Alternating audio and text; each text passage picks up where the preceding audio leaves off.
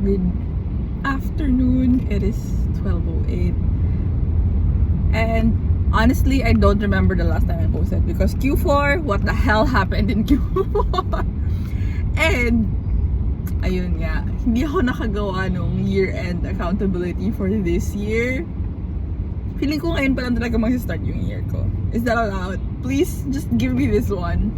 And ayoko na talaga sabihin na ayan, nagugulo-gulo na naman ang life ko. Because I feel like I jinxed it all the time. Like, this is gonna be the last video I say that. So, yun lang yung ano ko. Yun lang yung New Year's resolution ko for the year. I need to stop saying na magulo yung life ko.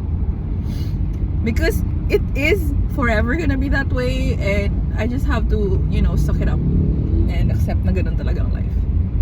Okay, end of that. So, yun nga, feeling ko the entire Q4, I don't remember what happened.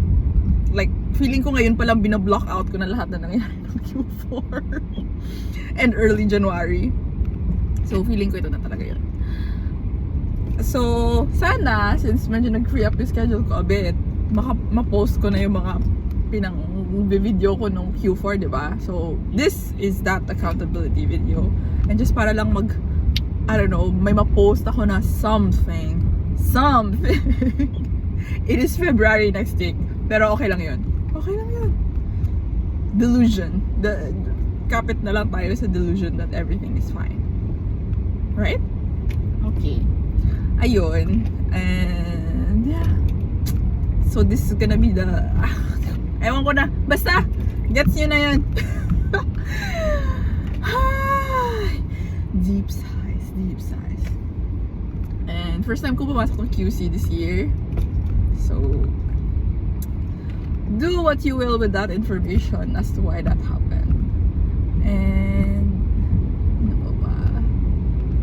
Yun lang. I've been listening to, so yung Q1 agad. Sabi ko yung January has been, I don't know why, every new year nag-gravitate talaga ako towards Noah Khan and Hozier.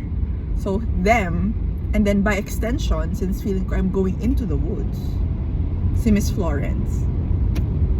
So si Miss Florence, I just listened to her 2025 album, medyo late na nitong January, but as always, she delivers.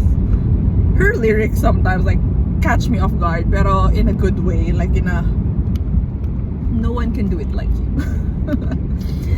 Tapos by extension, si Olivia Dean, I don't know why they exist in the same universe to me. So yun, I've been listening to her discography. And sino ba? I mean, like Miss Nikki, due ka na for an album. Pressure, no pressure. Because these other artists are gonna beat you sa number 1 artist. Kahit na alam kong top 0.1% listener ako mo nung 2026. So baka lang ma-overtake ko ng iba. Just saying, maybe a new album needs to come out. Please? Yun lang. So, gagawa ba tayo ng Feb playlist? Probably not. Why do we want to? Why would we need to? Yun.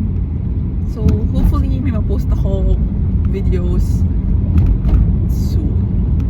Yung actual full recap ng 2025, no.